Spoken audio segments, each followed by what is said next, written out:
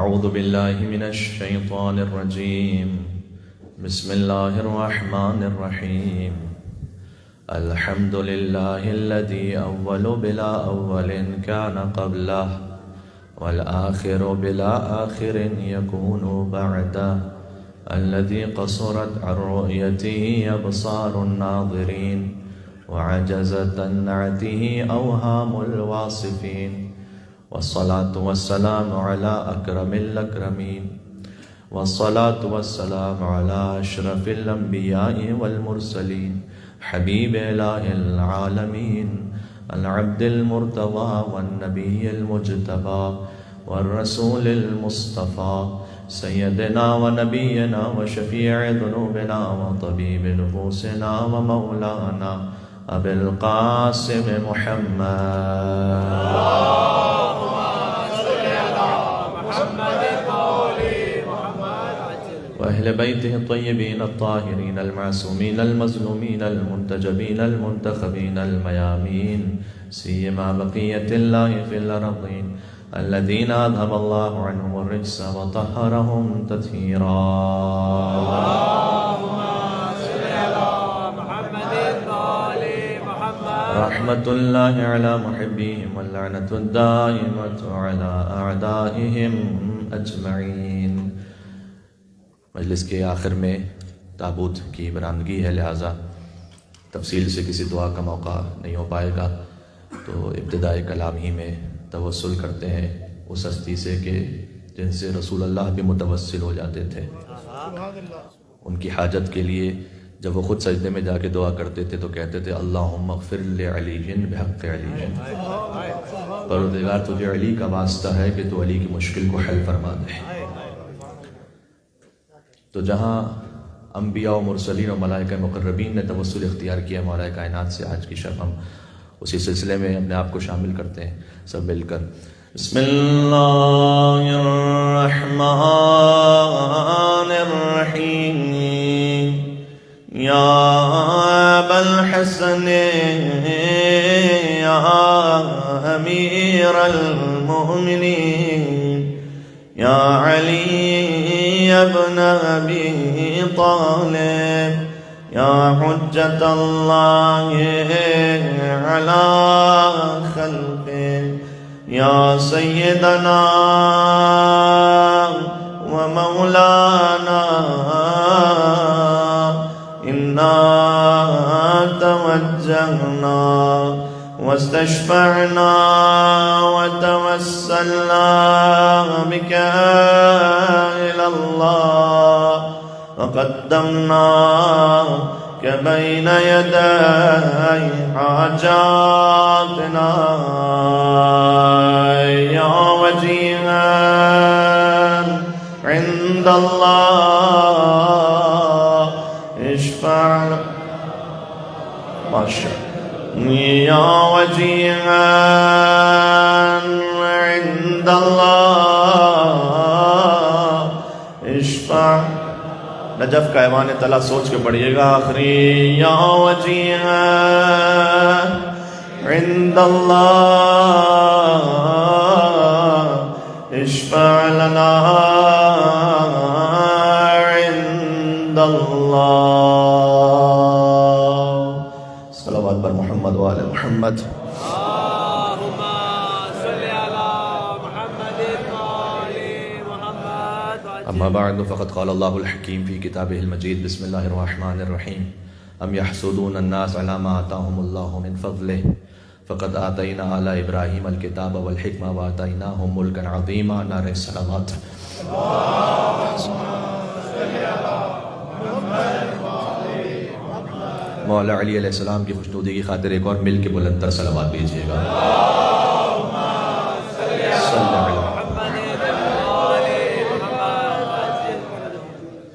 سلسلہ کلام اپنی تیسری منزل میں داخل ہو گیا۔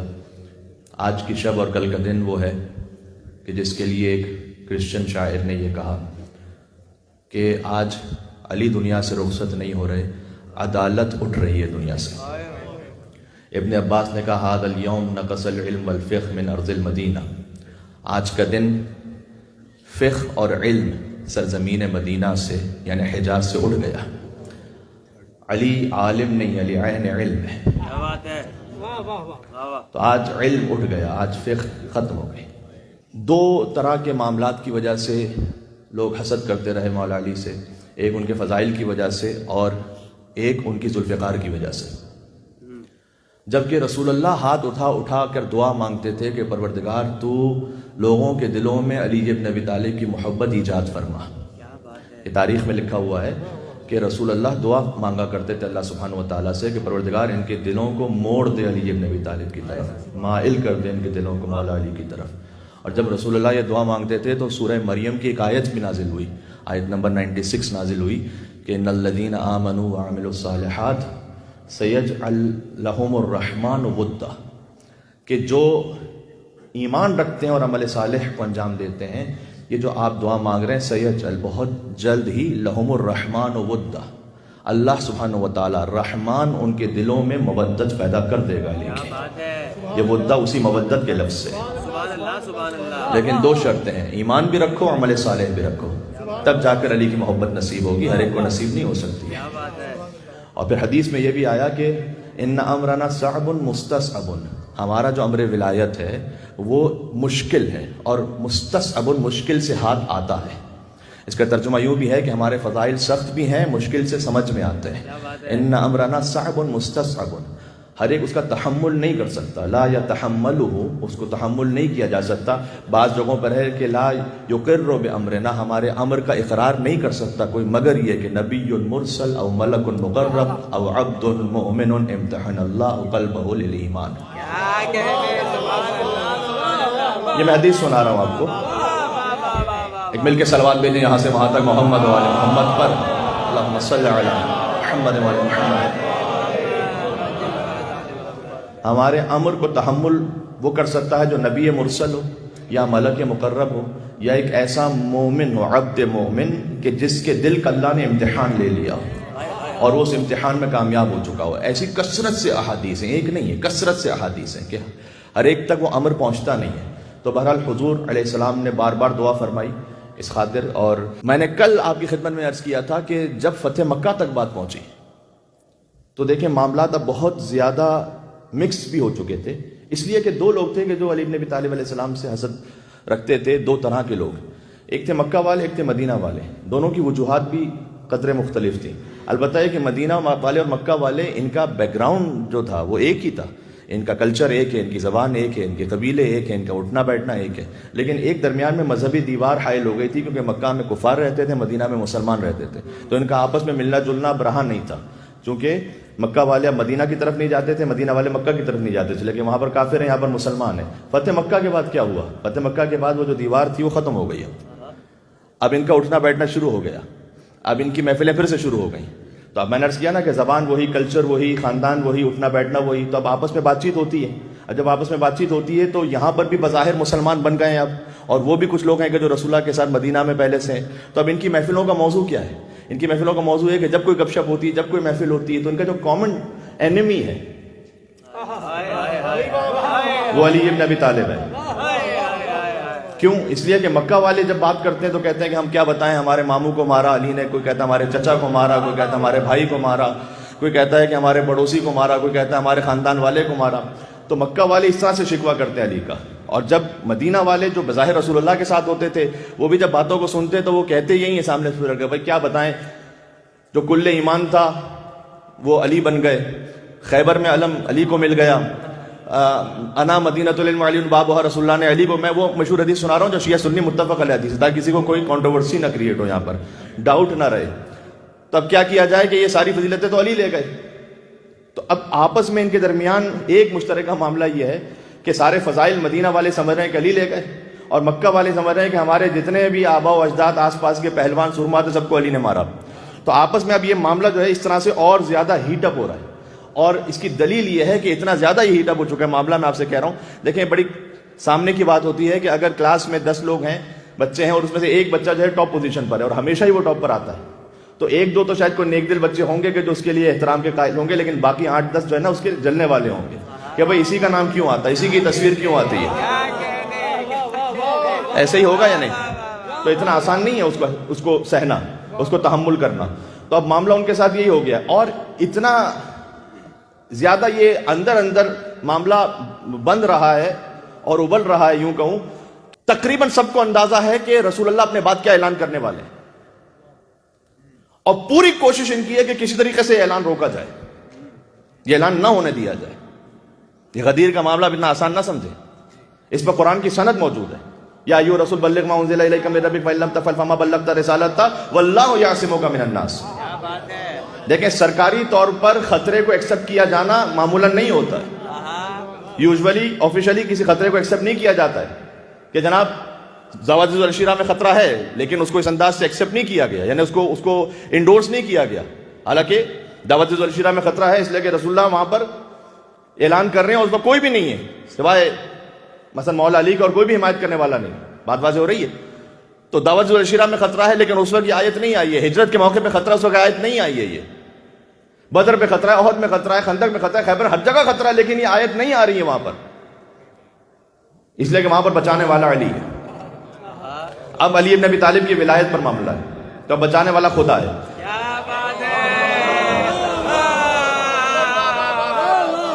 میرے ساتھ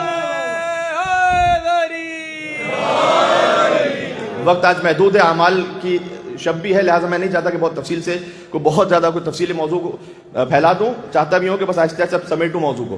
تو یہاں پر آفیشلی اس بات کو انڈورس کیا جانا اور ایکسیپٹ کیا جانا کہ یہاں پر کوئی خطرہ موجود ہے، واللہ یعصمک من الناس، اللہ آپ کو انسانوں کے شر سے محفوظ رکھے گا، آپ اعلان کیجئے. یعنی اللہ تعالیٰ یہ کہہ رہا ہے کہ خطرہ ہے، ہم آپ کو بچائیں گے، لیکن آپ اناؤنس کیجئے. وہاں پر باقاعدہ مولا علی کی دشمنی پر گویا ایک آرگنائزڈ وے میں کام ہو رہا ہے کہ کسی طریقے سے یہ معاملہ نہ ہو سکے یہاں پر اناؤنسمنٹ. اور اب میں لفظ اگر استعمال کر سکوں، وقت کی تنگی کی وجہ سے شان رسالت میں کوئی کوتاہی نہ ہو جائے، یعنی رسول اللہ کو بھی پریشرائز کیا جائے، اور حتیٰ یہاں تک معاملہ پہنچا دیا جائے کہ بعد میں اگر رسول اللہ حدیث قرطاس، قلم اور کاغذ مانگے تو انہیں نہ دیا جائے وہاں پر. یا آپ اس کو معمولی بات نہ سمجھیں کہ رسول اللہ یہ کہیں کہ مجھے تمہاری گمراہی کو ختم کرنے کے لیے کہ تم کبھی میرے بعد گمراہ نہ ہو، مجھے قلم و کاغذ لا دو تو میں تمہیں کچھ لکھ کے دے دوں. تو غدیر میں تو رسول اللہ نے اعلان کر دیا اور حکم خدا تھا کہ آپ اعلان کیجئے، ہم آپ کو انسانوں کے شر سے محفوظ رکھیں گے، اور آپ نے اگر یہ نہ پہنچایا تو کچھ نہ پہنچایا. یہ بہت ہی سخت اناؤنسمنٹ ہے. یہ در حقیقت تو اللہ تعالیٰ ہم اور آپ سے کہہ رہا ہے کہ یہ نہ مانا تو کچھ نہ مانا.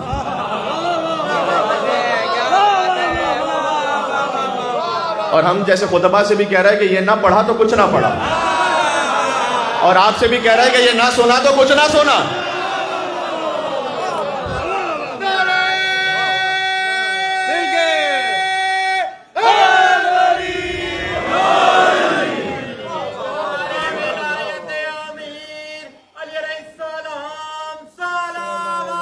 اللہم صلی علی محمد وعلی محمد.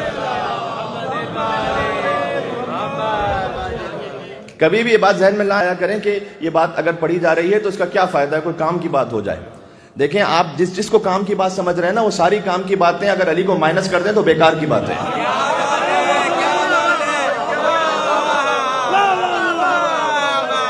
یہ بات سمجھ میں آ رہی ہے؟ آپ کسے کام کی بات سمجھتے ہیں؟ حضور نے فرمایا کہ اگر کوئی قائم اللیل ہو، صائم النہار ہو، یعنی راتوں میں عبادت کرنے والا ہو اور دن میں روزہ رکھنے والا ہو، اور کوہ احد کے برابر سونا اور چاندی زکوٰۃ میں دینے والا ہو، اور صفا اور مروہ کے درمیان صحیح کرنے والا ہو، اور جہاد کرنے والا ہو، یہ ساری کام کی باتیں ہیں نا. علی کو مائنس کر دیجئے، سب بیکار کی باتیں ہیں. کون دے منہ جہنم میں گر جائے گا. تو اس لیے کچھ بھی تھا، رسول اللہ نے یہ اعلان فرمایا غدیر میں کہ آپ نے اگر یہ نہ کیا تو کچھ بھی نہ کیا، اور یہ اللہ کا ارادہ تھا کہ یہ پورا ہو کر رہے. یاد رکھیے گا یہ، کیونکہ انسانوں کی ہدایت بعد میں منحصر ہے اس بات پر. اللہ سبحانہ و تعالیٰ کا ارادہ ہے کہ یہ ہو کر رہے گا. پورا ہوا خدا کا ارادہ غدیر میں، مولائیوں کو مل گیا مولا غدیر میں. اترا ہوا ہے شیخ کا چہرہ غدیر میں، اور نقلی نے دیکھا اصلی خلیفہ غدیر میں.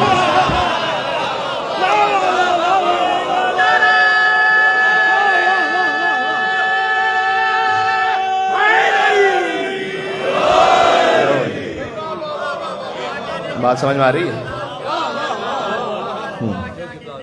ہے کیا بات ہے کس کس کے خواب تھے کہ جو مٹی میں مل گئے, نکلا ہے حسرتوں کا جنازہ. تو رسول اللہ نے وہ اعلان تو کیا. اب وہ جب اعلان ہو چکا ہے اس کے بعد بھی جرأتیں آپ دیکھیے, اس کو بڑا سیریسلی دیکھیے گا کہ یہ کوئی معمولی بات نہیں ہے کہ کوئی رسول اللہ وہاں سامنے قلم و کاغذ مانگے اور سامنے سے کوئی اتنی بڑی بات تہمت کے طور پر کہے اور ایسا لفظ استعمال کرے کہ جو میں ممبر سے بیان کرتے ہوئے بھی تو گھبراتا ہوں تھوڑا سا. اور کیا یہ بخاری میں نہیں لکھا ہوا کہ میں کہیں اور سے پڑھ رہا ہوں؟ اور جس نے بھی کہا وہ پتہ ہے کتاب میں اور تاریخ میں موجود ہے. لیکن میں یہ کہہ رہا ہوں کہ جو باقی لوگ ہیں, اب یہاں پر خطاب ہو رہا ہے مجلس میں, کوئی ایک اٹھ کر کوئی بدتمیزی کر دے مجھ سے تو آپ کیا رہنے دیں گے اسے؟ آپ کہیں گے ذرا سائڈ پہ آئیے, آپ نکلے باہر, ہم دیکھتے ہیں آپ سے بات کرتے ہیں. وہاں کائنات کے رسول کہہ رہے ہیں کہ مجھے قلم و کاغذ دو, سامنے سے کہہ رہے ہیں کہ آپ ہذیان بک رہے ہیں, آپ کو پتہ نہیں آپ کیا کہہ رہے ہیں, اور کوئی سامنے سے ہے نہیں کہنے والا وہاں پر. ابھی میں بتاتا ہوں کہ علی بن ابی طالب نے کیوں نہیں کہا, لیکن کوئی اور نہیں ہے کیا کہنے والا کہ تمہاری جرأت کیسے کہ تم رسول اللہ کے لیے کیا بات کرے ہو. اس کا مطلب یہ ہے کہ آرگنائزیشن بغض علی کی یہ جو پارٹی ہے وہ اتنی اسٹرانگ ہو چکی ہے کہ اطراف میں آس پاس اسی قسم کے لوگ ہیں. آپ سوچئے رسول اللہ کس پوزیشن سے گزر رہے ہیں. تو غدیر کا معاملہ بھی اتنا سخت ہے. اچھا, غدیر کے معاملے میں اللہ تعالیٰ کہہ رہا ہے کہ آپ اعلان کیجئے, ہم آپ کو بچائیں گے, جبکہ وہاں پر سارے 3 سٹارز موجود ہیں, سارے مسلمان ہیں, سارے صحابی ہیں, سارے حاجی ہیں, وہ سارے 3 سٹارز وہاں موجود ہیں. لیکن اس کے باوجود بھی کہہ رہے ہیں کہ خطرہ ہے. اللہ تعالیٰ کہہ رہا ہے خطرہ ہے یہاں پر, تو آپ اعلان کیجئے. اور رسول اللہ نے اعلان فرمایا. بعد میں حضور کہہ رہے ہیں کہ مجھے لکھنے کے لیے 2 قلم کاغذ نہیں دیا گیا. اچھا, مولا علی علیہ السلام نے کیوں نہیں قلم کاغذ لا کر دے دیا؟ یقین فرمائیے اگر علی ابن ابی طالب یہ کام کر دیتے تو علی بھی قتل ہوتے اور رسول اللہ بھی قتل ہوتے. معمولی بات نہیں ہے. اور پھر ایک بات اور یہ کہ جب آپ سامنے کسی شخص پر نعوذ باللہ من ذالک اس کی دماغی کیفیت پر شک کا اظہار کر دیں تو بعد میں اگر وہ کچھ لکھ کے بھی دے دے تو اس کی کیا اتھینٹسٹی رہ جاتی ہے؟ اب سوچیں کتنا بڑا دشمن نے حربہ استعمال کیا کہ بھئی یہ تو ابھی اپنے سینسس میں نہیں ہے, یہ تو بہت زیادہ بخار میں مبتلا اپنے سینسس میں ہے نہیں, تو نعوذ باللہ من ذالک کے ہذیان بکرے ان کو پتہ ہی نہیں کہ یہ کیا کہہ رہے ہیں. اگر پتہ نہیں کیا کہہ رہے ہیں تو لکھ کے بھی دے دیں تو بعد میں کیا ہوگا, تو ہذیان میں لکھ دیا تھا, تو اس تحریر کی پھر حیثیت کیا رہ جائے گی؟ آپ دشمن کا حربہ دیکھیں. اور پھر رسول اللہ نے تیسرا کام یہ کیا کہ اسامہ کے لشکر کو تیار کیا, کہ اسامہ کا لشکر, چونکہ رسول اللہ جانتے تھے کہ سارے جو فتنہ پرست ہیں نا ان سب کو بھیج دو مدینہ سے باہر. اب ویسے تو 1 گھنٹے کی تقریر ہوتی ہے, میں ویسے سوا گھنٹے آپ سے خطاب کر رہا ہوں, لیکن سوا گھنٹے کی تقریروں میں بہت ساری باتیں نہیں آ سکتی ہیں. اب یہاں پہ کوئی کسی کو ایکسکیوز نہیں ہے کہ مجھے پڑھنا نہیں آتا, مجھے لکھنا نہیں آتا, میرے پاس ریسورسز نہیں ہے. آپ کے پاس کتابیں بھی ہو سکتی ہیں, PDF پر, آن لائن بھی ہو سکتی ہیں, انگلش میں, اردو میں, سب جگہ ہر طرح کا مواد موجود ہے. آپ کو خود جا کے بھی کچھ چیزیں دیکھنی چاہیے. یہ تو میں فقط بچوں کے لیے کچھ چیزیں ان کے ذہن میں ابھار رہا ہوں اور آمادہ کر رہا ہوں کہ آپ ہر کس و ناقص سے دین نہ لینے بیٹھ جائیں. وہ کل بریانی والی مثال دی تھی جو بڑی پاپولر ہوئی, تو آج اسی مثال کو آگے بڑھاتا ہوں. بھائی اعلان ہوا کہ مجلس کے بعد بڑی بہترین پھر بریانی ہے. لوگ کہیں گے کہ مولانا صاحب بس روز وعدے پہ ڈرکھا دیا, عجب کیا, غضب کیا جو تیرے وعدے پہ اعتبار کیا. لیکن اب آپ سب تیار ہیں کہ مولانا جلدی مجلس ختم کریں, یہ بات ختم ہو تو ہم جا کے جو ہے وہ تھوڑا سا نیاز سیر کریں, ہم جا کے اس میں دسترخوان پہ بیٹھیں اور نیاز کھائیں. تو اچانک درمیان میں کسی نے خبر دی کہ وہ جو بریانی تھی نا اس میں کسی نے پوٹیشیم سائنائڈ پلا دی ہے. اب آپ جا کے کھا لیجیے. آئیں گے؟ نہیں, جان کا خطرہ ہے. یہ جو اسلام تھا نا بڑا خوبصورت, جو رسول اللہ نے اللہ کی شریعت کے مطابق ہمیں دیا تھا, اس پر آپ ہم سے اصرار کرتے ہیں کہ یہ والا اسلام لیجیے جو آپ چاہتے ہیں, ہم وہ کیوں نہیں لیتے وہاں سے؟ اس لیے کہ اس میں بغض علی کا پوٹیشیم سائنائڈ ملایا ہوا ہے.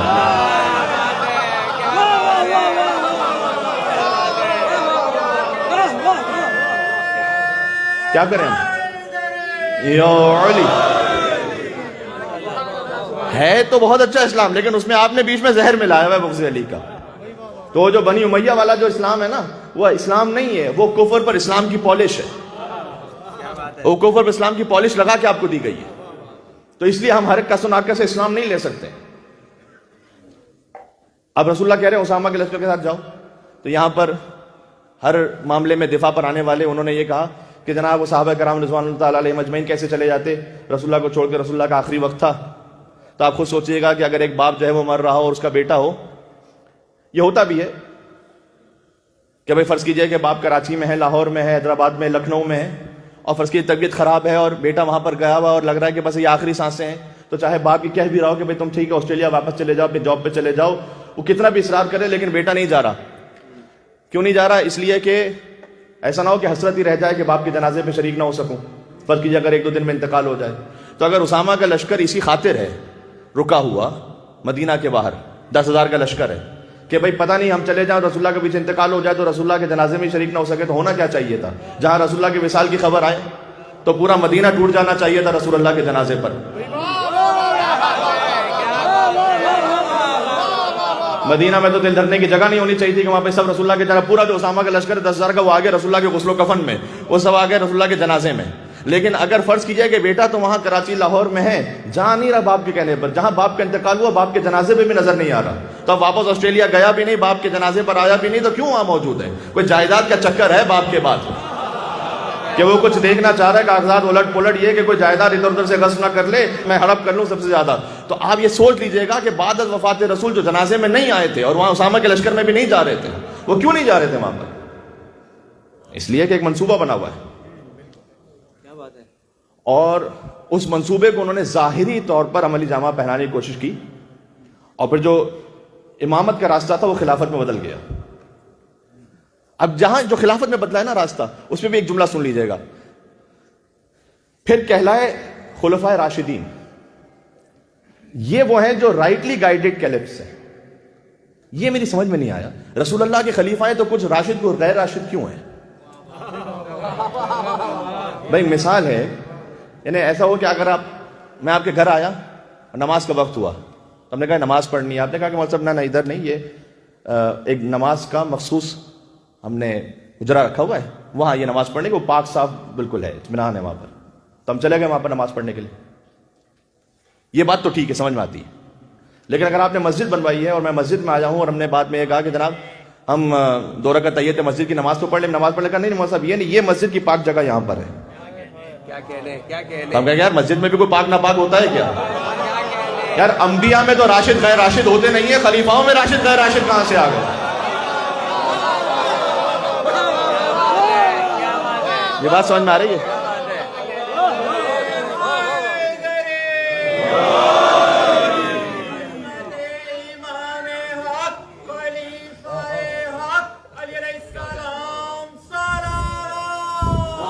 اللہم صلی علی.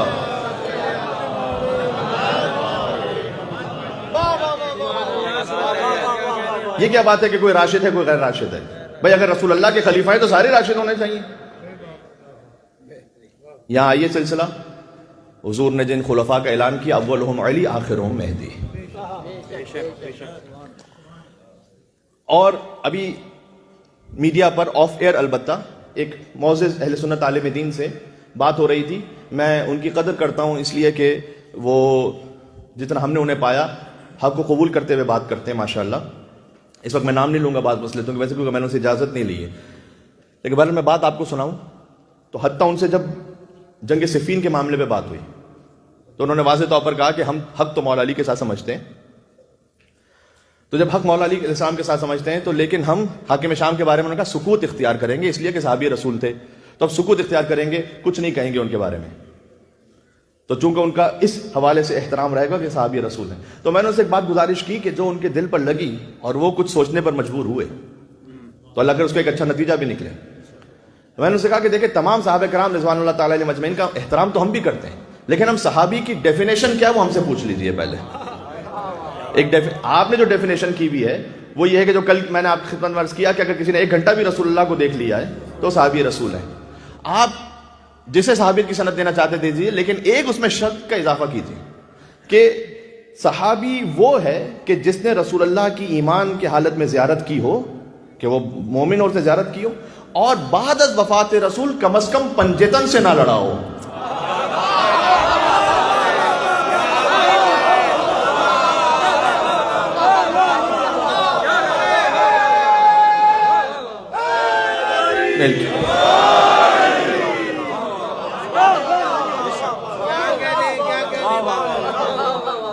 कम अज कम पंजेतन से न लड़ाओ। तो उन्होंने मुझसे कहा कि ये आप कैसे कह सकते हैं, ये बात तो आपकी अच्छी लग रही है लेकिन आप कैसे कह सकते हैं। मैंने कहा आप क्या ईमान से बताइएगा, आप क्या ये हदीस है या नहीं कि या अली हर्बु का हर्बी व सिल्मु का सिल्मी वल ईमान मुखालित लहम का वदम का मखालत लहमी व दमी। ऐ अली आपकी जंग मेरी जंग है।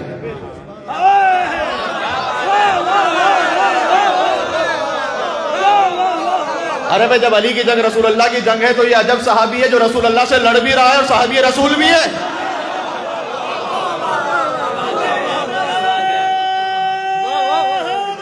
सिंपल।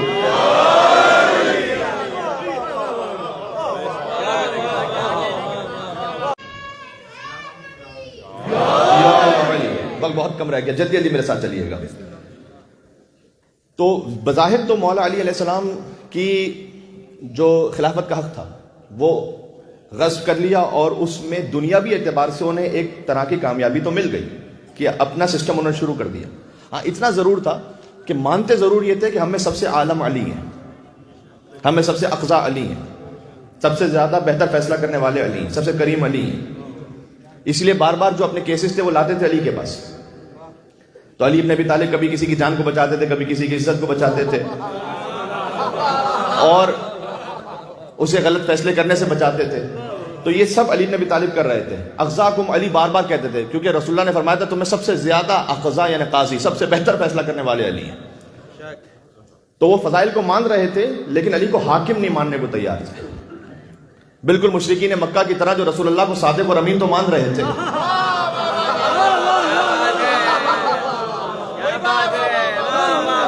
लेकिन रसूल को रसूल मानने को तैयार नहीं थे।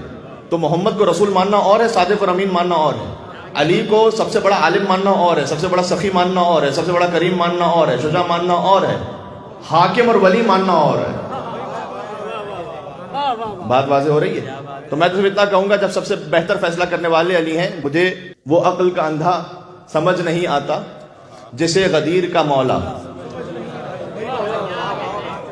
तजावत में है पहला समझ में आता है, खिलाफत में है पहला समझ नहीं आता।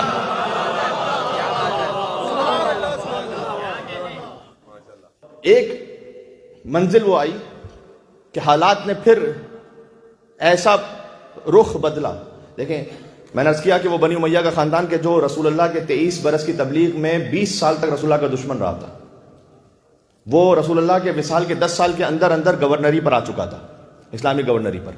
तो शाम की गवर्नरी उनके पास जा चुकी थी और यजीद इब्न अबी सुफियान के बाद माविया इब्न अबी सुफियान गवर्नर बना और ये सिलसिला बनी उमैया के पास जब हुकूमत पहुंची तो 100 साल तक जारी रहा और 100 साल तक 70,000 मेंबरों से अली इब्न अबी तालिब पर सब्ब शितम होता रहा। यानी जुमे के खुतबे, ईद बकर का खुतबा, बकरा ईद और ईद उल फितर, कम अज कम ये 2 ईदों के खुतबे और हर जुमे के खुतबे में मौला अली अलैहिस्सलाम पर सब्ब शितम होता था। अच्छा, जो सब्ब शितम करने वाले थे वो जब खुतबा देने वाले तो वो आलिम थे ना, उन्हीं आलिमों में से कोई रावी बना, कोई मुहद्दिस बना, कोई मुफस्सिर बना। अब उनका जो तफसीर का पॉइंट है या उनका जो हदीस का पॉइंट है उसकी बुनियाद किस बात पर है? मौला अली सियासत पर है, जो हमारा मौजू है। और मामला इस हद तक आगे बढ़ गया कि फिर ये तय किया गया उसूलों में कि जो अली की मदह में हदीसें बयान करे उसकी गवाही को कबूल ना करो, और फिर कुछ और नाम लिएगा कि इनकी गवाही पर अगर कोई इनकी मदह में कोई हदीस बयान करे तो उसको इनाम दो, उसको इकराम दो, उसको ओहदे दो, उसको इज्जत दो। ये तो मोजिज़ा है कि आज तक मौला अली का जिक्र हम तक पहुंच गया। मौला अली इस्लाम का कोई और मोजिज़ा आपके सामने ना हो, लेकिन ये मोजिज़ा ही सबसे बड़ा मोजिज़ा है। अल्लामा हिल्ली से जब पूछा गया कि मौला अली के बारे में बयान कीजिए तो उन्होंने जवाब दिया कि मैं क्या कहूँ उस शख्स के बारे में कि दुश्मनों ने जिसके फज़ाइल हसद की वजह से छुपाए और दोस्तों ने जिसके फज़ाइल तक़य्युय की वजह से छुपाए, लेकिन आज भी शर्क और ग़र्ब अली इब्न अबी तालिब के फज़ाइल छुपो रहे हैं। बात हो रही है। लेकिन एक तरफ हालात ने ऐसा पलटा यूं भी खाया कि जो गैर मुतवक्के था कि जब मौला अली अलैहिस्सलाम के पास ज़ाहिरी खिलाफत आई, जबकि अली इब्न अबी तालिब उसे रद्द कर रहे थे। काश मेरे पास वक्त होता था मैं सुनाता कि क्यों हालात ऐसे बने कि जब बनी उमैया ही के खानदान में से तीसरे खलीफा वो जब खिलाफत पर आए और फिर जब उन्होंने खिलाफत को जो तरीका इख्तियार किया उसमें इतना ज्यादा नेपोटिज्म था और उसमें इतनी ज्यादा बंदरबाट थी आपस में कि फिर हालात ऐसे शदीद हो गए कि बसरा से लोग उनको कत्ल करने के लाए, कूफा से लोग उनको कत्ल करने के लाए, मदीना वालों ने अपना रिबेलियन वहां पर हो चुका था।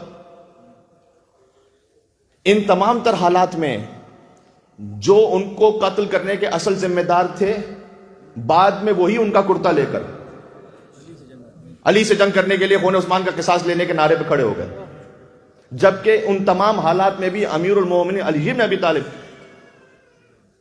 وہ بارہا کہتے رہے کہ یہ غلط پریسیڈنٹ سیٹ ہو رہا ہے کہ چاہے کوئی کیسا ہی خلیفہ ہو، اس کو اس کے گھر میں گھس کر مارا جائے اور اس پہ پانی اور کھانا بند کیا جائے۔ لہذا مولا علی علیہ السلام تھے کہ جو حسن اور حسین کے ذریعے سے کھانا اور پانی وہاں تک پہنچاتے تھے، اور ان کی جو خود بیوی ہے جن کا نام نائلہ ہے، وہ یہ کہتی تھی کہ دیکھو مروان کی بات زیادہ نہ سنو، علی ابن ابی طالب کی بات سنو۔ 49 ڈیز تک اس خلافت میں محاصرہ رہا ان کا، اور پھر ان کو مار دیا گیا، اور پھر ان کا لاشا اٹھانے والا بھی کوئی نہیں تھا اور ان کو دفن کرنے والا بھی کوئی نہیں تھا، اور بعد میں پھر حتیٰ غیر مسلموں کو قبرستان میں بعد میں دفن کیا گیا کہ جس میں سے دیوار کو ہٹا کر پھر وہ مسلمانوں غیر مسلموں کا قبرستان ایک بنا دیا گیا۔ یعنی میں نے 2 منٹ میں آپ کو حالات بتلا دی، اس پہ ایک مجلس چاہیے پوری۔ اور پھر امیر المومنین کے پاس آئے کہ یا علی اب آپ خلیفہ بنی۔ اب سن لیجئے گا، مجھے ایک جملہ کہنا ہے جمل پر، میں بات ختم کرنے لگا ہوں بس، کہ یا علی ہم آپ کے پاس آئے کہ اب آپ اس حق خلافت کو لے لیجیے۔ اور علی ابن ابی طالب نے وہ مارکۃ العرا جملہ کہا کہ جو ہمیشہ کے لیے تاریخ میں محفوظ ہو گیا کہ تم مجھے کیا خلیفہ بناؤ گے، مجھے اللہ سبحانہ و تعالیٰ نے امام مبین بنایا، تم کیا بناؤ گے مجھے، تم کیا مجھے خلیفہ بناؤ گے؟ تمہاری دی ہوئی خلافت کی حیثیت علی کے نگاہ میں بکری کی چینک سے زیادہ حقیر ہے۔ خدا کی قسم کسی نے دنیاوی حکومت اور خلافت کو اتنا ذلیل نہیں کیا جتنا علی ابن ابی طالب نے کیا۔ ماشاءاللہ، سنتے جائیے گا۔ اور پھر جب انہوں نے کہا کہ ہم اللہ کے پاس آپ کی شکایت کریں گے، تو علی نے کہا کہ تم میری شکایت کرو گے؟ شکایت تو مجھے کرنی ہے تمہاری اللہ کے سامنے۔ کہا ہم یہ شکایت کریں گے کہ ہم علی کے پاس گئے تھے، اب حالات ایسے ہو گئے تھے، تب بھی علی نے اس کو قبول نہیں کیا۔ تو امیر المومنین نے کہا کہ اگر حجت تمام کروانا چاہتے ہو، میری سپیڈ زیادہ تیز تو نہیں ہو رہی، واضح سمجھ میں آ رہا ہے، میں اس لیے جلدی جلدی بول رہا ہوں تاکہ زیادہ بات پہنچا سکوں۔ تو جب علی ابن ابی طالب نے کہا کہ اچھا اب تم حجت تمام کروانا چاہتے ہو تو اگلے دن آ جانا کہ بیعت ہوگی مدینہ میں ممبر رسول پر، اور ممبر رسول پر ایسے بیعت ہوگی کہ کچا کھچ مسجد بھری ہوئی تھی، اور لوگوں کی ایکسپیکٹیشن یہی تھی کہ جیسے پچھلی خلافتوں میں ہوا تھا کہ لوگ اپنی اپنی جب بیعت لیتے تھے تو وہ رسول اللہ کے زینے کو چھوڑ کر نیچے بیٹھتے تھے، اس لیے کہ وہ جیسے بھی تھے لیکن وہ ہمت نہیں کر سکتے تھے کہ رسول اللہ کی جگہ پہ بیٹھیں، لہٰذا ایک زینہ نیچے، پھر ایک اور زینہ نیچے، پھر ایک اور زینہ نیچے۔ اور علی بن ابی طالب علیہ السلام آئے اور پہلے زینے پر قدم رکھا، اور دوسرے پر قدم رکھا، اور تیسرے پر قدم رکھا۔ اللہ اکبر۔ اور علی پہنچے وہاں جہاں رسول اللہ بیٹھتے تھے۔ ابھی علی نے کچھ کہا نہیں، لیکن اپنے عمل سے سمجھا دیا کہ تمہاری نگاہ میں ہو سکتا ہے کہ چوتھی خلافت ہو، لیکن علی کی نگاہ میں بعد از وفات رسول پہلی ہی خلافت ہے۔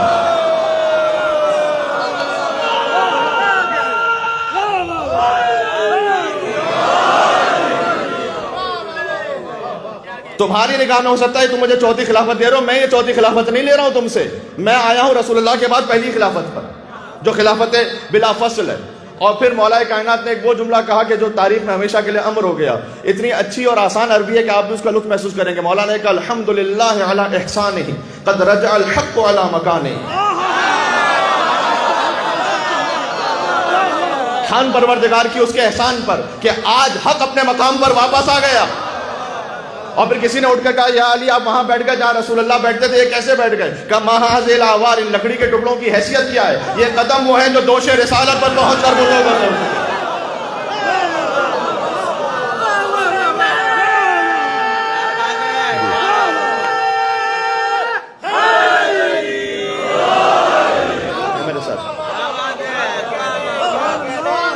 یہاں سے علی بن ابی طالب کی خلافت کا آغاز ہوا۔ اور جب اب میں نے آپ سے کہا تھا، میں اس بات سے ریلیٹ کر رہا ہوں، 2 گروہ تھے جو بغض علی اور حسد علی سے لیے بیٹھے ہوئے تھے، ایک مدینہ والے جنہیں فضائل سے تکلیف ہوتی تھی علی کے، اور ایک مکہ والے جنہیں علی کی تلوار سے تکلیف تھی۔ یعنی ایک وہ کہ جو فضائل کی مار کھا چکے تھے، ایک وہ کہ جو تلوار کی مار کھا چکے تھے۔ اور جب علی بن ابی طالب کی ظاہری خلافت آئی تو جو فضائل کی مار کھا چکے تھے ان کی نمائندہ بن کر ان کی بیٹی علی کے مقابلے پر آئی، اور جو تلوار کی مار کھا چکے تھے ان کا نمائندہ بن کر اس کا بیٹا میدان میں آیا، جس سے جمل بھی ہوئی اور پھر صفین بھی ہوئی۔ یار اتنا آسان میں کر نہیں سکتا تھا تاریخ کو جو میں نے کر دیا۔ یہ جمل اور صفین سمجھ میں آ گئی؟ یہ خون حضرت عثمان کا تو جو کرتا تھا وہ تو فقط ایک بہانہ ہے۔ اگر مدینہ میں حضرت عثمان کے قاتل موجود ہیں تو آپ بصرہ میں کیوں جنگ لڑنے جا رہی ہیں اور جا رہے ہیں لوگ ان کے ساتھ؟ حضرت طلحہ ان کے ساتھ تھے، حضرت زبیر ان کے ساتھ تھے. حضرت زبیر سے ان کی بڑی بہن کا ازدواج ہوا ہے، حضرت طلحہ سے ان کی چھوٹی بہن کا ازدواج ہوا ہے. یہ بات ذہن میں رکھیے گا، یہ آپس میں اس طرح سے رشتہ داریاں ملتی ہیں. اور مولا کائنات نے حد الامکان کوشش کی کہ اس جنگ کو اوائڈ کیا جائے. یہاں تک کہ جب دونوں لشکر آپس میں آمنے سامنے ہو چکے تھے، کاش میں پوری جمل آپ کو سنا سکتا، لیکن میں اتنا کہوں گا کہ جب دونوں لشکر آپس میں آمنے سامنے تھے، مسلمان یہ کہتے ہیں کہ اس پر بات نہ کرو، اس پر بحث نہ کرو. ارے کیسے بات نہ کرے؟ ایک طرف 20,000 کا لشکر، ایک طرف 30,000 کا لشکر ہے، 10,000 وہاں پر قتل ہوئے ہیں اور آپ کہتے ہیں بات نہ کرو. سبحان اللہ سبحان اللہ سبحان اللہ. 10,000 اس میں مارے گئے. بات واضح ہو رہی ہے. تو جب قرآن یہ کہتا ہے کہ غور کرو، فکر کرو تمہارے گزشتہ لوگوں پر، تو کیا یہ قابل غور بات نہیں ہے؟ تمام تر مسلمانوں کے لیے تمام تر احترام کے بعد میں اس بات کو عرض کرنے لگا ہوں. وہ ہمارے بھائی نہیں، ہمارے نفس ہیں، ہماری جان ہے. لیکن میں ان سے عرض کرنا چاہتا ہوں کہ جو انسان کی اپنی جان ہو، اسی کی ہدایت کی سب سے زیادہ فکر ہوتی ہے انسان کو. تو ذرا آپ غور تو کیجئے.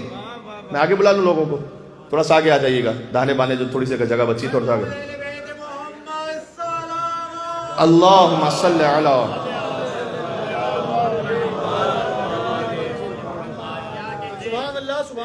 آخر میں مجھے اتحاد کے بارے میں بھی جملہ کہنا، اور یقیناً اتحاد بین المسلمین کے حوالے سے ایک بات کہوں گا میں، اور بڑی اہم بات ہے جو کہنا چاہتا ہوں، لیکن اس بات کو میں مکمل کر لوں.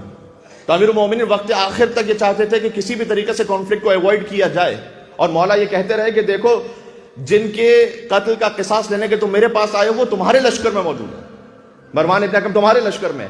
حتیٰ یہ بات جب میں نے انہی اہل سنت عالم سے تھوڑا سا ملفوف انداز میں کہی کہ دیکھیے وہ جو جنگ ہوئی تھی اس میں اصل جو قاتل تھے وہ تو کہاں تھے، وہ تو اب کیا بیان کیا جائے. میں نے اتنا کہا تو انہوں نے کہا کہ آپ مروان کے بارے میں کہہ رہے ہیں نا.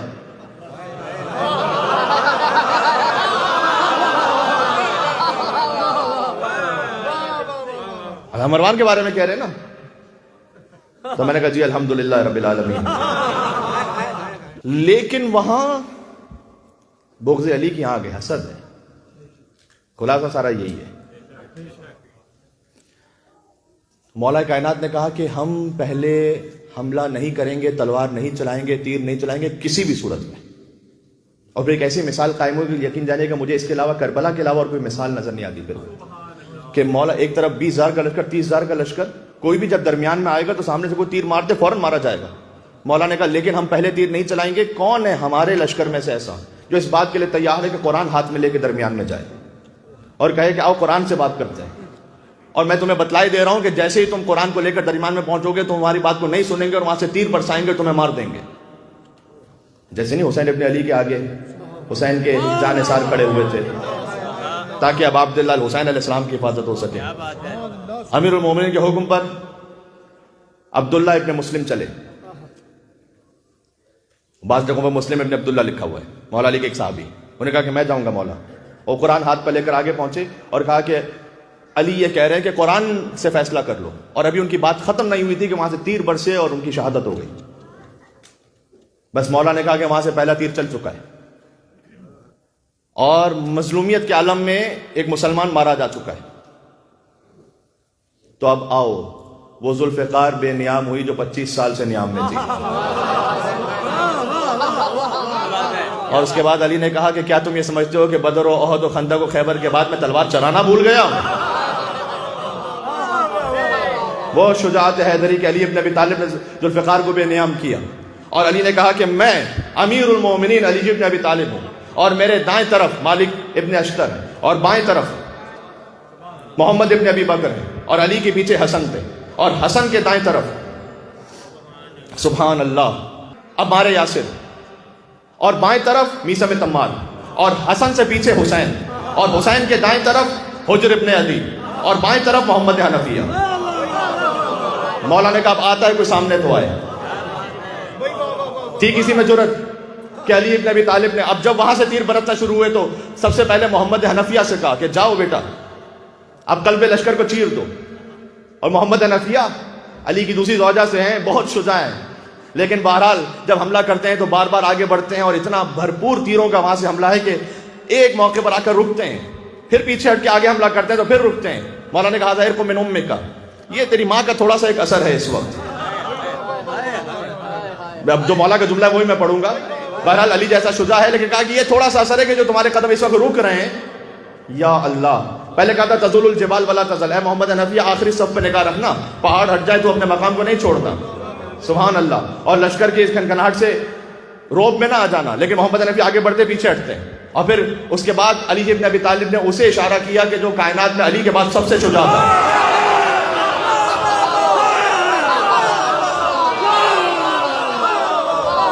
حسن ابن علی, حسن ابن علی جن کی شجاعت پڑھی ہی نہیں جاتی.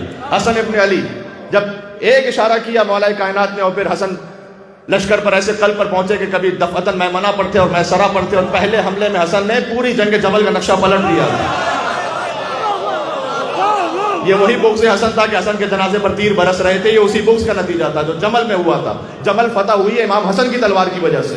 اور میں یہ کہہ چکا ہوں جملہ وہاں پی ایس بی کے ایک مجلس میں, لیکن یہاں پر اجتماع کچھ اور ہے تو میں کہہ دوں یہاں پر کہ جیسے حسن مجتبیٰ, کیا کہوں میں, علی ابن ابی طالب ہماری جان قربان ہو, جیسے حسن مجتبیٰ فتح کر کے پہنچے پورے لشکر کو, تو ہر انسان یہ چاہتا ہے کہ جو میرے بیٹے نے کام کیا اس کو کریڈٹ مجھے مل جائے, بھائی یہ میرے حصے میں آئے, یہ کامیابی میرے نام سے لکھی جائے. لیکن محمد حنفیہ کے جب چہرے پر دیکھا کہ تھوڑا سا شرمندگی کے آثار ہیں کہ میں نے تو حملہ کیا تو میں وہ کام نہیں کر سکا جو پہلے حملے میں حسن نے کر دیا, تو مولا نے خود یہ کریڈٹ لیا ہی نہیں, یہ حسن کو سبحان اللہ فرمایا اے محمد حنفیہ, ایک باپ کے لیے جیسے ہوتا ہے تربیت اولاد کا اہم نقطہ ہے کہ آپس میں اس طرح سے کمپیریزن بھی نہیں کرنا چاہیے, کسی میں اللہ نے کوئی صلاحیت کسی میں کوئی صلاحیت. تو بہرحال امام حسن علیہ السلام کو تو خیر ایک معصوم عصمت کبریٰ کی منزل پر ہیں, تو محمد حنفیہ کے پاس جب ان کے چہرے پر تھوڑی سی شرمندگی کے آثار تھے کہ میں نے تو حملہ کیا ہے لیکن یہ حملہ کامیاب نہیں ہو سکا جیسے حسن کا حملہ کامیاب تھا, تو علی نے خود کریڈٹ لینے کے بجائے محمد حنفیہ کو تسلی دیتے ہوئے کہا کہ بیٹا فکر نہ کریں, مقابلہ دو برابر کی ہستیوں کا ہوتا ہے, آپ اور حسن میں کوئی مقابلہ نہیں ہے, اور آپ اور حسن میں اس لیے مقابلہ نہیں ہے کہ تو میرا بیٹا ہے, حسن محمد مصطفیٰ کا بیٹا ہے.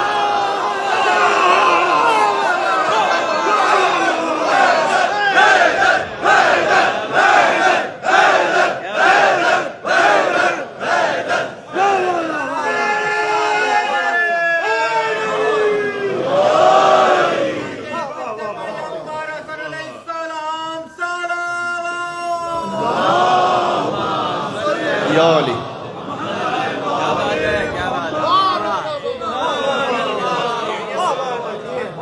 اسی جنگ کے دوران مروان ایک طرف بھی تیر مار رہا تھا, دوسری طرف بھی تیر مار رہا تھا, اور طلحہ کو مارا ہے خود مروان نے, کیونکہ وہ خطرہ سمجھ رہا تھا اپنے فیوچر کے لیے جناب طلحہ کو, تو طلحہ کو قتل کیا خود مروان نے تیر مار کے. مجھ سے فقط یہ نہ کہو کہ خطا اجتہادی ہو گئی اور آپس کے معاملات تھے, بس 10,000 لوگ مارے گئے ہیں, ایک طرف ام المومنین ہے, ایک طرف امیر المومنین ہے. مجھ سے یہ نہ کہو کہ کارپٹ کے اندر ڈال دو بات ختم کرو, بس یہ نہیں ہو سکتا, فیصلہ کرنا پڑے گا, اور فیصلہ اس طرح سے بھی کرنا پڑے گا. دیکھیں بہت واضح سی بات ہے, جب ایک شخص نے آ کے خود مولا علی سے کہا اسی جنگ میں کہ مولا یہ سمجھ میں, اے علی سمجھ میں نہیں آ رہا, ایک طرف ایمکن اس نے نام لیے پھر کہ ام المومنین ہے, پھر طلحہ ہے, زبیر ہے, کیا یہ سب باطل پر جمع ہو سکتے ہیں؟ یہ اتنی بڑی بڑی شخصیات ہیں, کیا یہ باطل پر ہیں؟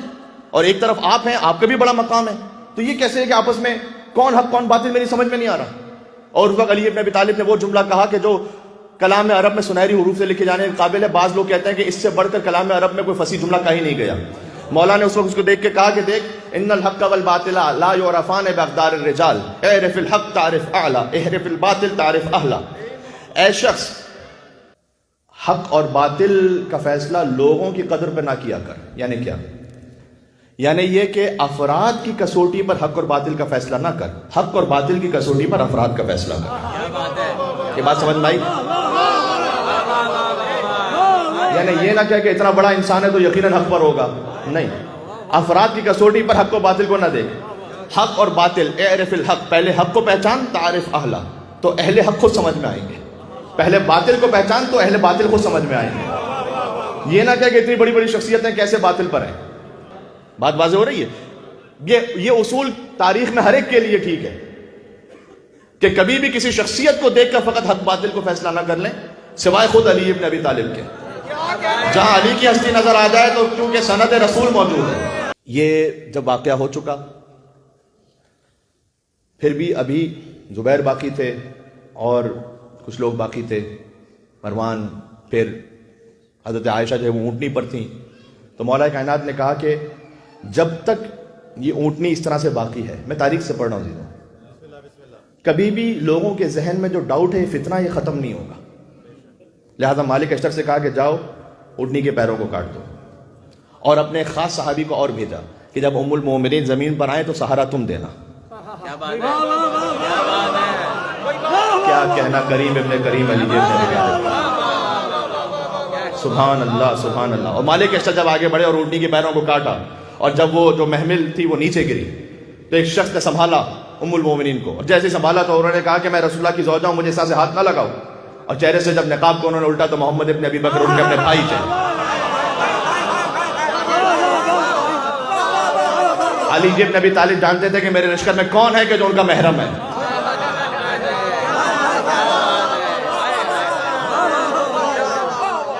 اب بھی تم مجھ سے کہتے ہو کہ علی کے علاوہ کسی اور کو معلوم ہے.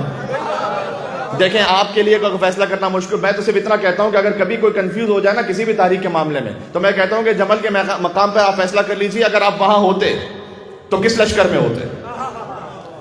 آپ ہم سے یہ پوچھتے ہیں کہ آپ مولا علی کی بات کرتے ہیں، تو آپ اپنے آپ کے لیے اپنے دل میں فیصلہ کر لیجیے کہ آپ اگر وہاں ہوتے تو کہاں ہوتے، کس لشکر میں ہوتے. صفین میں ہوتے تو کس لشکر میں ہوتے. مجھے یہ نہ کہیے کہ یہ بھی حق پر تھے وہ بھی حق پر تھے. اگر آپ وہاں ہوتے تو کسی نہ کسی لشکر میں ہوتے یا نہیں ہوتے. اور مجھ سے اگر پوچھنا ہے تو میرے لیے بہت کلیئر ہے کہ میں کہاں ہوتا. میرے لیے مجھے کوئی ڈاؤٹ ہے ہی نہیں کہ میں کہاں ہوتا. بہت واضح ہے، اور آخر تک زندگی تک کہتا رہوں گا کہ میں کہاں ہوتا. مجھے بعد میں کسی نے سوشل میڈیا پہ لکھا کہ آپ یہ بات کر رہے ہیں تو آپ کی کیا علی سے خونی رشتہ داری ہے. تو میں نے کہا کہ جناب میری اتنی اوقات نہیں کہ میری علی سے خونی رشتہ داری ہو.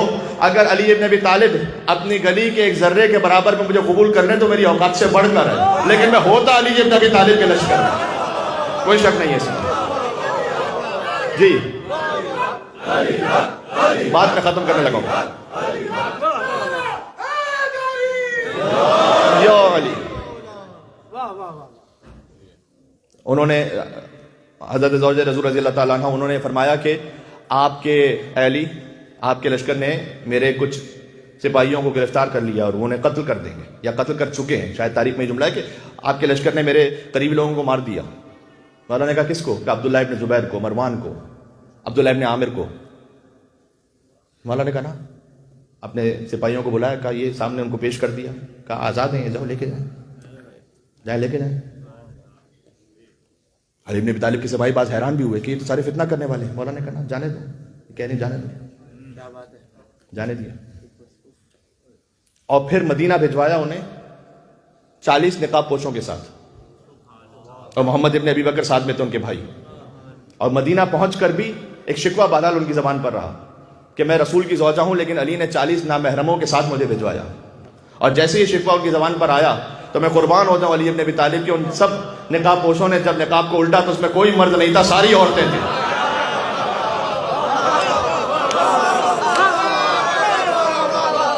یہ ہے علی، یہ ہے علی.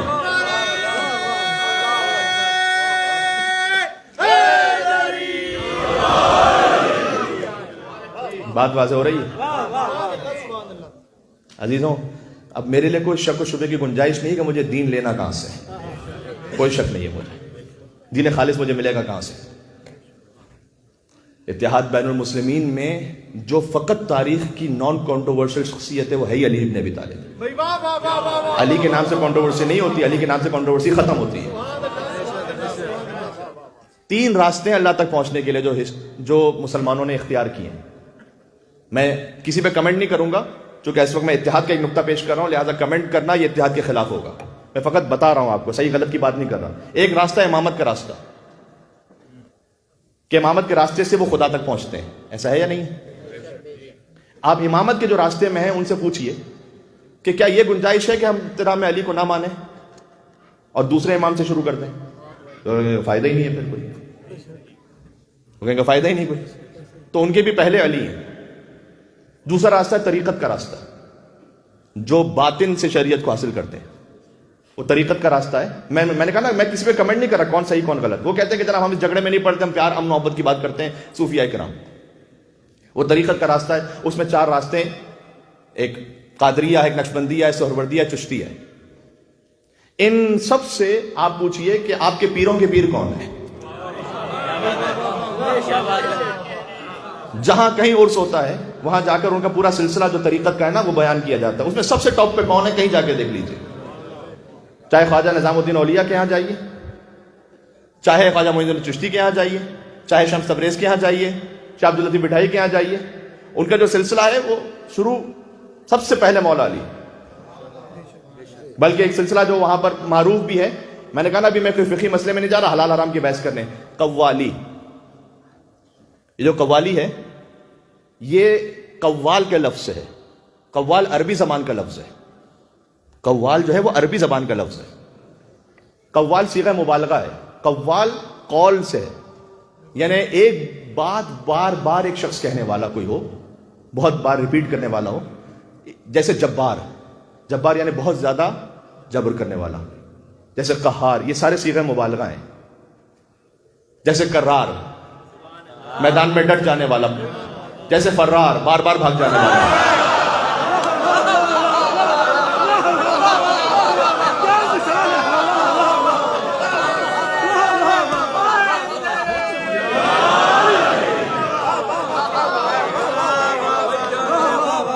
ویسے یہ قوال, بار بار ایک قول دہرانے والا.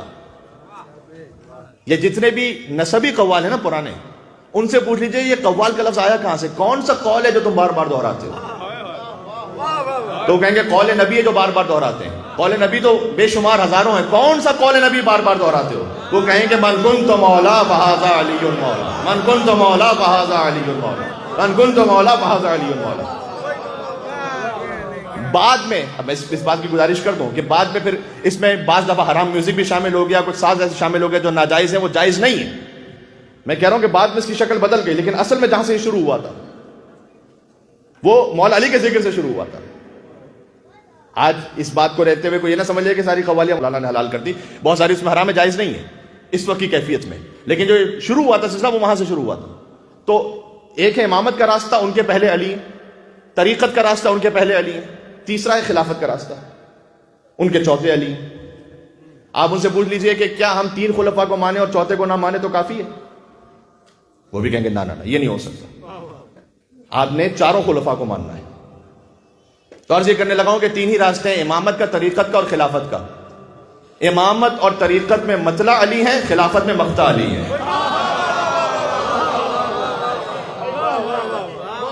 تو علی ابن ابی طالب وہ جنکشن ہے کہ خلافت کے راستے جاؤ, امامت کے راستے سے جاؤ, طریقت کے راستے سے جاؤ, علی سے گزرنا ہے. ایسی کوئی نان کنٹروورشل شخصیت ملے گی تاریخ اسلام میں؟ تو ہم تو وہاں سے جا رہے ہیں. تو عزیزان گرامی, جتنا ہو سکتا تھا اور جس رفتار سے ہو سکتا تھا میں نے کوشش کی کہ پہنچا دوں بات کو. والنٹیئرز کا ذاتی طور پر بھی شکریہ ادا کرنا چاہتا ہوں کہ آپ کی وجہ سے یہ سارا بھرپور اہتمام ہو پاتا ہے. اور میں تو ہمیشہ وہ مثال دیتا ہوں کہ امام حسین علیہ السلام نماز پڑھ رہے تھے, لیکن جو 2 آگے ان کے کھڑے ہوئے تھے اصحاب, سعید ابن عبداللہ اور زہیر قین, ان کی وجہ سے اصحاب نماز پڑھ رہے تھے.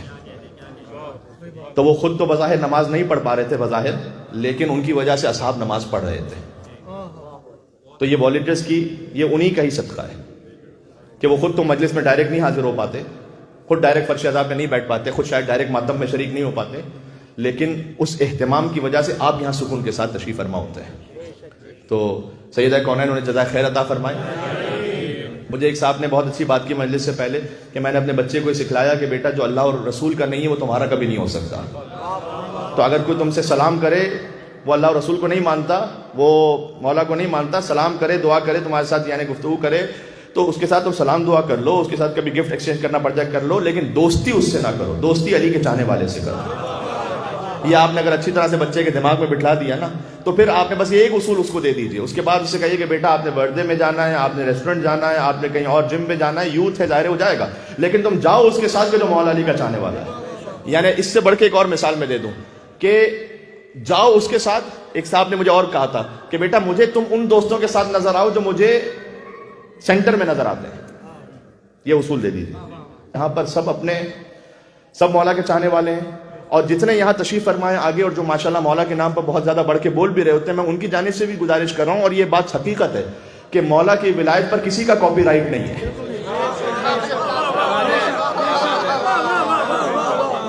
کوئی یہ نہیں کہہ سکتا کہ میں زیادہ مولائی ہوں تو کوئی کم مولائی ہے. ہو سکتا ہے کہ کوئی واہ واہ کہہ کر اور داد دے کر اپنی ولایت کا اظہار کر رہا ہو، کوئی کو اور کمیونٹی میں خدمت کر کے اپنی ولایت مولا علی علیہ السلام کے لیے جو اس کا اظہار کر رہا ہو، کوئی دسترخوان بچھا کر اظہار کر رہا ہو، کوئی چائے بنا کر اظہار کر رہا ہو، کوئی ماتم کر کے کر رہا ہو، کوئی مدرسے میں والنٹری کر کے کر رہا ہو، تو سبھی مولائی ہیں۔ مولائیت پر کاپی رائٹ نہ مجھے ہے نہ کسی اور کو ہے، تو آپ بھی اتنے ہی ہمارے دل سے قریب ہے جتنے سب ہیں۔ ہاں باقی ہے کہ کسی نے کچھ کہہ دیا، یہ کہہ دیا، وہ کہہ دیا، اگر کبھی ایک دو دفعہ ایسی بات ہو بھی جاتی ہے تو اس سے اپنا دل ہلکا نہ کریں۔ حضرت موسیٰ علیہ السلام نے کہا پروردگار لوگ میری بات سنیں نہ سنیں لیکن مجھے برا تو نہ کہیں، کم از کم اتنا کرتے کہ لوگ مجھے برا نہ کہیں۔ تو اللہ تعالیٰ نے جواب دیا کہ موسیٰ تم مجھ سے وہ چیز مانگ رہے ہو جو میں نے اپنے لیے بھی نہیں رکھی ہوئی ہے۔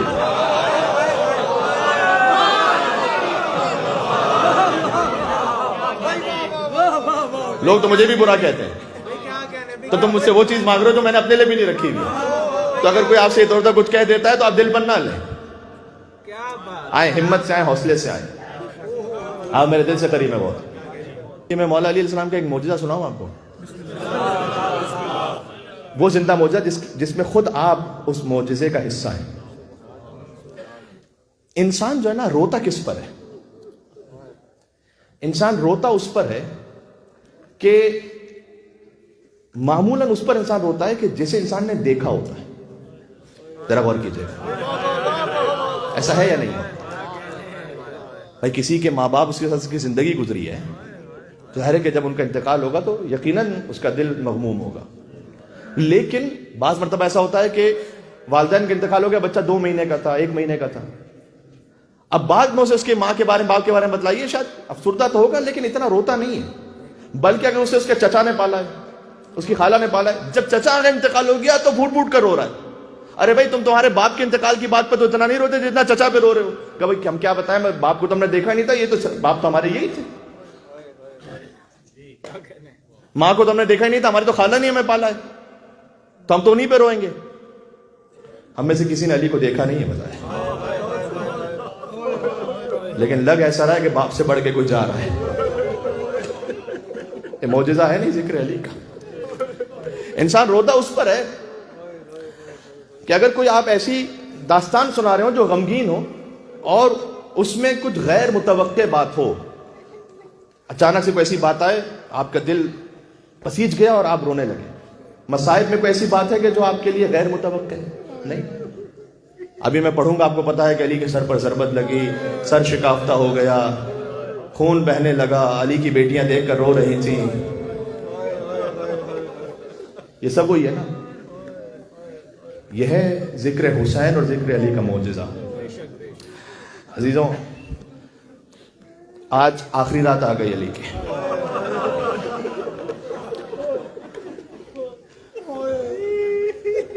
میں نے کہا کہ جب طبیب نے یہ کہا تھا کہ کچھ دودھ پلایا جائے تو افاقہ ہوگا، تو کوفہ کے چھوٹے چھوٹے یتیم بچے دودھ کا جام لیے کھڑے تھے کہ آج ہم اپنے حصے کا دودھ لے کر علی کے پاس آئے۔ لیکن جیسے جیسے رات گزرتی گئی وہ علی ابن ابی طالب کے لیے بہت سخت تھی۔ کل ایک وصیت سنائی تھی کہ تمام اولادوں کا ہاتھ حسن کے ہاتھ میں دیا، عباس کا ہاتھ حسین کے ہاتھ میں دیا۔ اس میں ایک جملہ رہ گیا تھا، عباس کا ہاتھ حسین کے ہاتھ میں دے کر کہا اے حسین بتلاؤ یہ کون ہے؟ کہ میرا بھائی ہے۔ عباس سے کہا یہ کون ہے؟ کہ میرا مولا ہے۔ بس زندگی گزر گئی عباس کی، مولا ہی کہتے رہے، آقا ہی کہتے رہے۔ یہ اس وقت کیفیت کھلی کہ جب عباس کربلا میں فرات کے قریب تڑپ رہا تھا، عباس کا لاشا، حسین پہنچے تو یہ پہلی مرتبہ تھا کہ حسین پہنچے اور عباس احترام میں کھڑے نہ ہو پائے۔ تو مقتل مکرم میں کہ جیسے عباس اپنے کٹے ہوئے بازوؤں کو گھسیٹ گھسیٹ کر چاہتے تھے کہ میں احترام حسین پہ اٹھوں، لیکن حسین نے خود عباس کا سر لے کر گود میں لیا اور کہا عباس زندگی گزر گئی، تم نے مولا کہا آقا کہا، ایک مرتبہ بھائی کہہ کر پکارو عباس۔ عزیزوں آج علی کے گھر میں قیامت کی رات ہے۔ جنازوں کی رونق تو بیٹیوں کے ساتھ ہی ہوتی ہے، تو وہ جو بی بی زینب سے وصیت کی وہ تو سناتا ہوں، لیکن ایک مرتبہ پھر حسین کو بلایا، حسین کو قریب بلا کر کچھ ایسا کہا۔ دیکھو مجھے ہو سکتا ہے کہ میں زیادہ طولانی مسائل پر انشاءاللہ اعمال کے دوران بھی مسائل پڑھوں گا، وہاں پر انشاءاللہ کچھ پورا کر لیں گے، لیکن یہاں پر جو حق ہے کہ سیدہ کونین راضی ہو جائیں انشاءاللہ۔ میں اگر چشم تصور سے سوچوں تو علی بار بار ذکر بھی کرتے ہوں گے زہرا کی ٹوٹی ہوئی پسلیوں کا، بیٹیوں کے سامنے، اولاد کے سامنے، مجھے کسی مومن نے کہا کہ علی کی شہادت تو پڑھی جاتی ہے، علی کی غربت بھی ایک دفعہ اشارہ کر دیجئے گا۔ علی کی غربت یہ ہے کہ رات کے اندھیرے میں زہرا کو دفن کرنا پڑے۔ آپ اتنے مومنین تشریف فرمائیں، یہاں پر اتنے جنازے ہوئے ہیں، کیا کبھی بھی کوئی رات میں دفن کرنے گیا ہے رات کی تاریکی میں کسی مومن کو؟ نہیں، دن کے اجالے میں جا کے دفن کرتے ہیں نا۔ یہ زہرا کتنی غربت کے عالم میں گیا، علی کتنے غریب تھے کہ رات کی تاریکی میں دفن کیا۔ جنازہ دینے والا تھا علی، لیکن جنازہ لینے والا بھی کوئی نہیں تھا۔ تو قبر زہرا سے ہاتھ برآمد ہوئے تھے کہ اے علی میری امانت مجھے واپس کر دو، اور اس وقت علی نے کہا تھا کہ یا رسول اللہ لقد استرجعت الودیعہ، یہ امانت تو چھین لی گئی، لیکن خود زہرا سے پوچھئے گا کہ کیا ہوا۔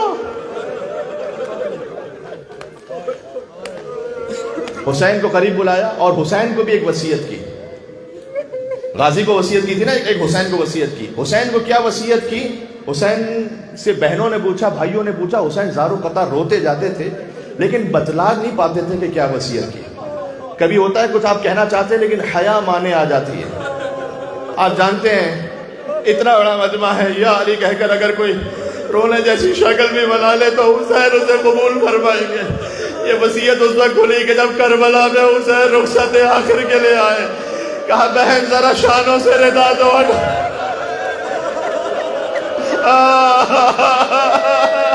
آج شب 21 رمضان علی نے کہا تھا اے حسین زینب کے بازو میں رسیاں باندھی جائیں گی، میں موجود نہ ہوں گا میری نیابت میں، زینب کے بازو کا بوسہ لینا۔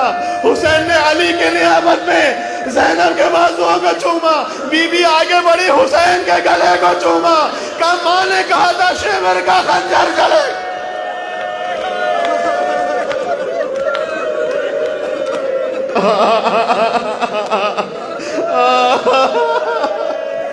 اور میں نے عرض کیا جنازے پر کتنے ہی بیٹے رو جائیں لیکن جو رونق ہوتی ہے وہ بیٹیوں سے ہوتی ہے، یہ جانتے ہو نا۔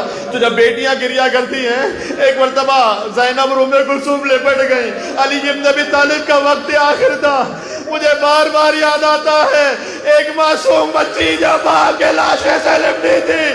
یہاں کوفہ میں بھی زینب لپٹی تھی تو حسن نے جدا کیا، کلثوم کو حسین نے جدا کیا، وہاں سکینہ کو شیور نے جدا کیا۔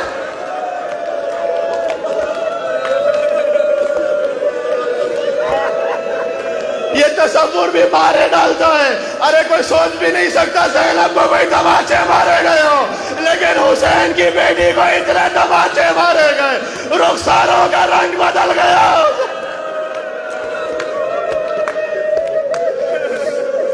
یا اللہ، نکلا ہے جنازہ کوئی اللہ کے گھر سے، افلاک میں ایک شور ہے ماتم کے اثر سے۔ غازی کو وصیت کی، اب باز ذرا زینب مستر سے خبردار، فریاد میں ہٹ جائے نہ چادر کہیں سر۔ پھر کوفے والوں سے کہا ہاں بھول نہ جانا انہیں کوفے کے مکینوں، ہاں بھول نہ جانا انہیں کوفے کے مکینوں، گزریں گی یہ شہزادیاں اس راہ گزر سے۔ بی بی زینب سلام اللہ علیہ کو ایک وصیت کی اور فرمایا، اس لیے کہ مولا علی بی بی زینب کو میں نے علماء سے، جو بزرگ علماء سے سنا ہے، گھنٹوں اپنے صحن کے دالان میں چلایا کرتے تھے، بار بار چلایا کرتے تھے۔ اور بی بی جب یہ فرماتی تھی کہ بابا اب قدم دکھ گئے بابا، کہ نہیں بیٹی یہ ایک تمرین ہے، یہ سفر تجھے طے کرنا ہے، کئی میلوں کا سفر طے کرنا ہے۔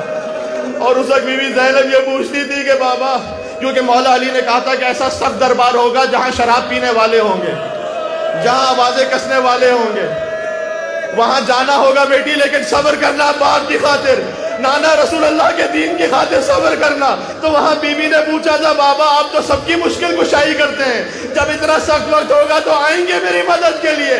علی نے شب 21 وعدہ کیا تھا کہ زینب گھبرانا نہیں، جب سخت وقت آ جائے تو خود تیرا بابا تیری مدد کو آئے گا۔ کہاں ہے شب 21 کو رونے والے؟ بس جب بی بی زینب شام کی 7 منزلوں سے گزری، کوئی بی بی کو دیکھ کر ماتم کروں تالیاں بجا رہا تھا، کوئی سیٹیاں کہہ رہا تھا، کوئی علی کی بیٹی پر آوازیں کس رہا تھا۔ زینب چلتے چلتے بیٹھ گئی، سجادے کا وہ بھی اپنا آخری منزل رہ گئی۔ کہا بیٹا 21 رمضان بابا نے کہا تھا میں آؤں گا مدد کے لیے، یہ کہہ کر زینب اٹھی، کہا السلام علیکہ یا امیر المومنین۔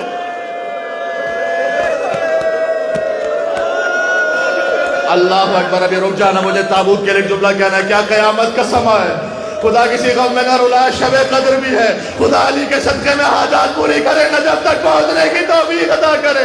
اے پروردگار, قیامت میں مجھے علی کی جوتیوں کا صدقہ عطا فرما دے. وقت آخر آ گیا. علی کی بیٹیاں لپٹی ہوئی ہیں, حسن اور حسین ساتھ میں ہیں, 14 برس کے غازی موجود ہیں. ایک مرتبہ علی نے کہا کہ بیٹا حسن, بیٹا حسین, بس گریے کو تھام لو. وہ دیکھو نانا رسول اللہ لینے آ گئے, وہ دیکھو تمہاری ماں فاطمہ تو زہرا علی کو لینے آ گئی. ایک میں نے جملہ دیکھا ہے تاریخ میں کہ علی ابن ابی طالب کی سانسیں آہستہ آہستہ رکنے لگی. اب بس قریب تھا کہ علی دنیا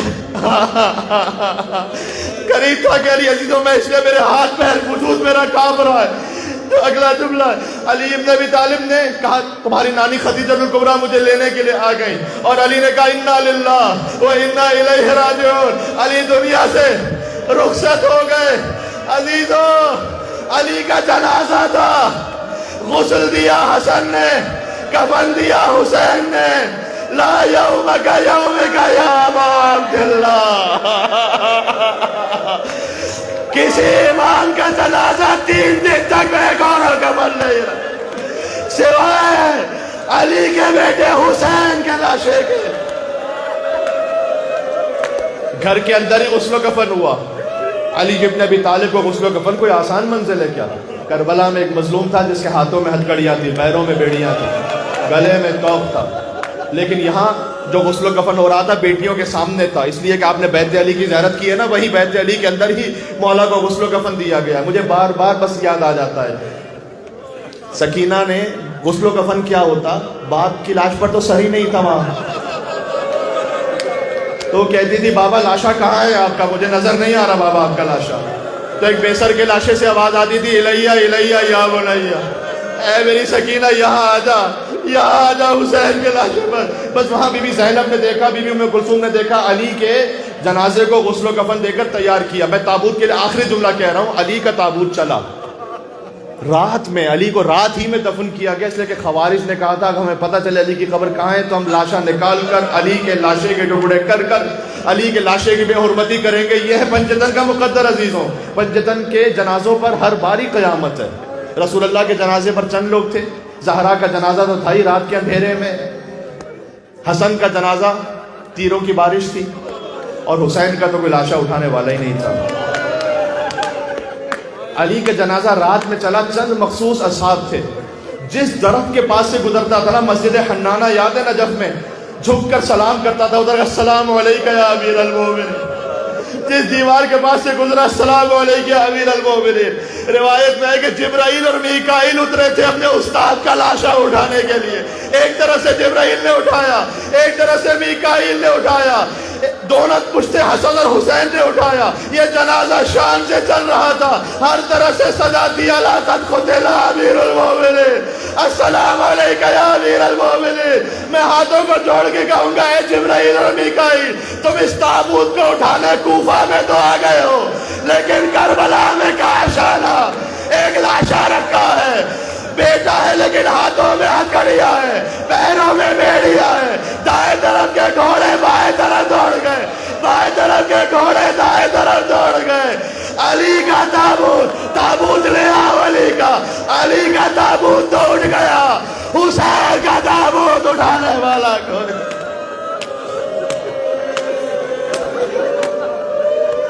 تابوت علی آ رہا ہے, وہ تابوت جو حسن و حسین نے اٹھایا, جس سے لپٹ کر بی بی زینب نے کہا بابا زینب یتیم ہو گئی. آج سوچنا, زینب کی یتیمی کا تابوت ہے, غازی کی یتیمی کا تابوت ہے.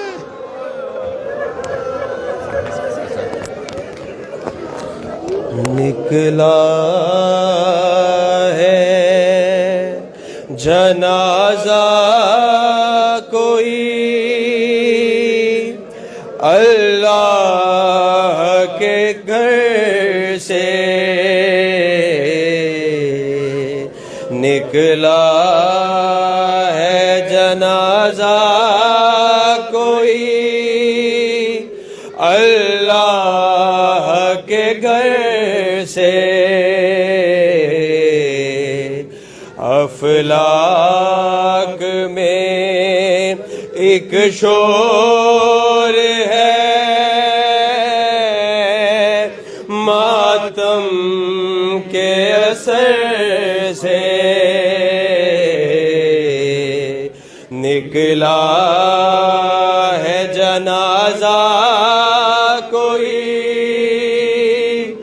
اللہ کے گھر سے زینب سے یہ کہہ دو کہ وہ دل کھول کے روئے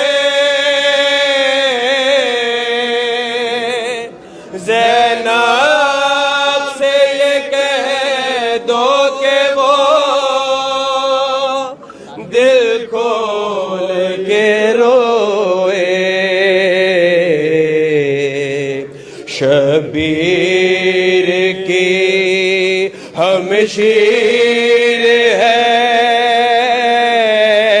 رونے کو نہ ترسے اور عباس ذرا زینب مضطرس سے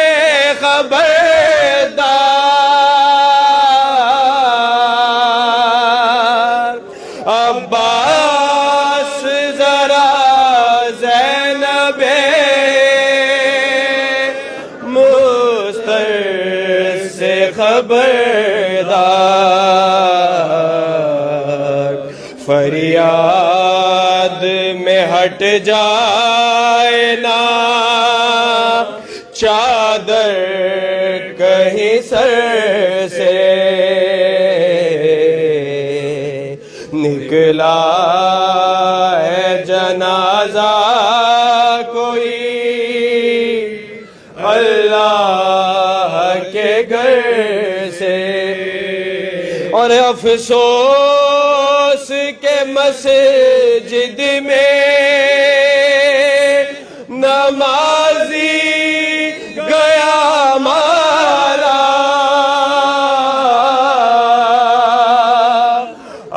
افسوس کے مسجد میں نمازی گیا مارا کچھ کم نہیں حشر قیامت کے اثر سے یا علی یا علی یا علی یا علی یا علی